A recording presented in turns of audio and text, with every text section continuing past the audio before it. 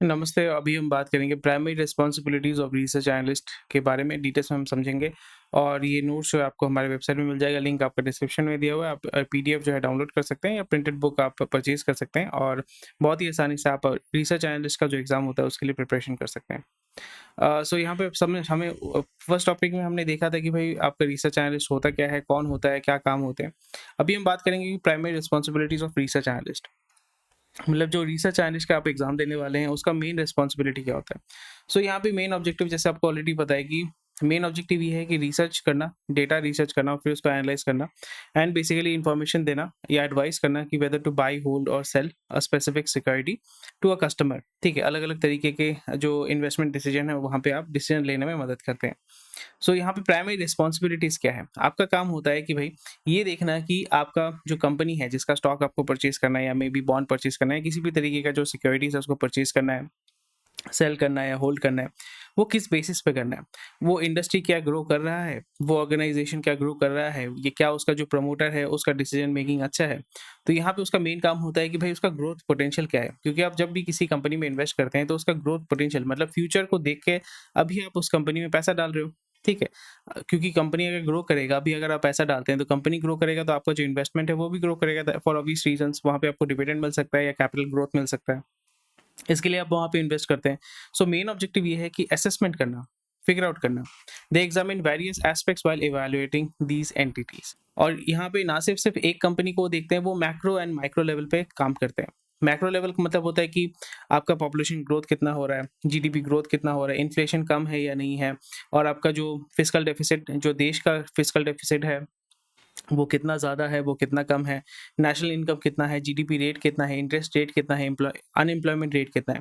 क्योंकि for example अगर किसी देश में इन्फ्लेशन बहुत ज़्यादा है, तो फिर वहाँ पे लोगों का जो परचेज़िंग कैपेसिटी है, वो बहुत कम हो जाएगा, इंटरेस्ट रेट बहुत ज़्यादा हो जाएगा, अनएम्प्लॉयमेंट रेट बहुत ज़्यादा हो जाएगा।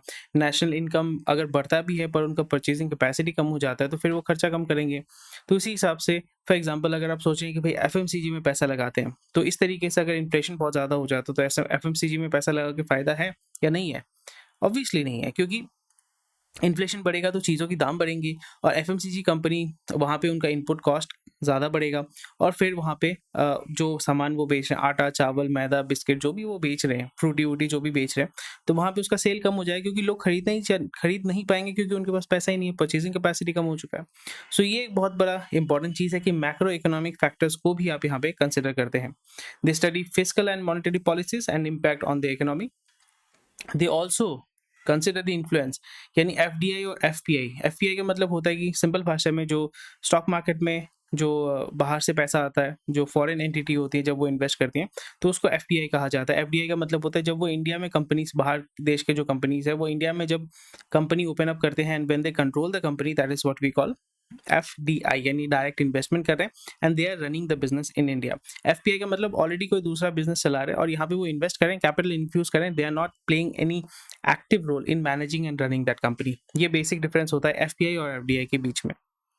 और ये चीज़ वो कंसिडर करते हैं कि भैया आपका एफपीआई और एफडीआई इन्वेस्टमेंट इंडिया में पैसा कितना आ रहा है। हमारे देश को लेके मैं बोल रहा हूँ, but overall process is the same. अगर आप चाइना में हैं तो चाइना के बारे में सोचेंगे, लोकल इकोनॉमी को आप कंसिडर करेंगे। और इंडिया से मैं अगर चाइना में इन्वेस्ट करता हूँ और मैं चाइनीज इकोनॉमी को देख रहा हूँ, सो इंडिया का जो इन्वेस्टमेंट वहाँ पे जा रहा है, दैट इज फॉरेन इन्वेस्टमेंट।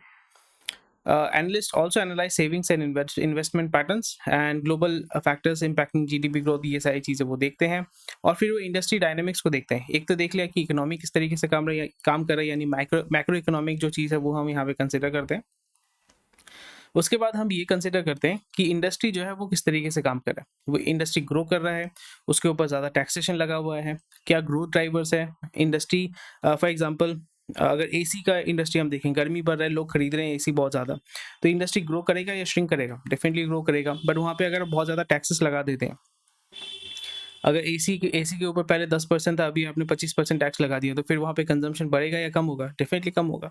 सो ये सारी चीज़ें जो है आप देखते हैं यहाँ पे, इंडस्ट्री का जो मूवमेंट है वो देखते हैं, पॉलिसी मेकिंग आप चेक करते हैं, regulatory environment, business model, competition, demand का सेंसिटिविटी कितना है, क्योंकि एसी का डिमांड जो है वो आपका सीजनल होता है, साइक्लिकल होता है, यानी सर्दी में एसी लोग खरीदते नहीं है, गर्मी में लोग एसी ज़्यादा खरीदते हैं। तो ये चीज़ आपको ध्यान में रखना पड़ता है कि जो उसका डिमांड है वो किस तरीके का डिमांड है। आपका सारा ऑल सीजन डिमांड है, सीजनल डिमांड है, साइक्लिकल इंडस्ट्री है, वो चीज़ आपको कंसिडर करना पड़ता है और ये रिसर्च एनालिस्ट होता है वो ये चीज़ पे ध्यान रखता है। फिर उसके बाद उसने इंडस्ट्री देखा, इकोनॉमी देखा, फिर उसके अंदर एक इंडस्ट्री में अलग-अलग तरीके की कंपनीज़ होती हैं, वो कंपनी को देखता है, वो देखता है कि भाई यहाँ पे 10 कंपनी है तो 10 कंपनी में कौन-सा अच्छा परफॉर्मर है, किसका ग्रोथ जो है फ्यूचर ग्रोथ के चांसेस बहुत ज़्यादा हैं। फिर उसी हिसाब से वो कंपनी के प्रोफाइल को चेक करता है, बैलेंस शीट को चेक करता है, प्रमोटर के बिहेवियर, प्रमोटर होल्डिंग, ये सारी चीज़ें चेक करता है। रिसर्च करने के बाद, एनालिसिस करने के बाद ही वो है आपका इन्वेस्टमेंट डिसीजन लेता है। और यहाँ पे वो क्वालिटेटिव एंड क्वांटिटेटिव आपका जो है एनालिसिस करता है। क्वालिटी मतलब the quality of the industry, the quality of the promoters and everything. Quantity मतलब something which you can quantify, you can measure. It is market capitalization, revenue, operating margin, sales volume, ठीक है? ये सारी चीज़ें आप यहाँ पे देखते हैं। सो क्वालिटी में क्या देखते हैं? Analysts explore why the business is better compared to its peer and competition. They also assess the strength and weaknesses of the business model and management capabilities.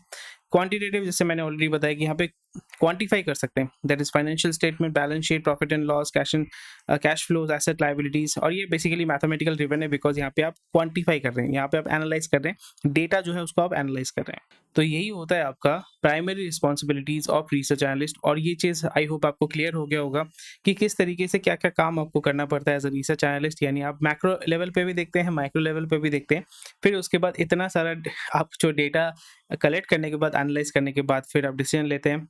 Main decision क्या है? To buy, और whether to buy, hold और sell a specific security, and it's an investment advice.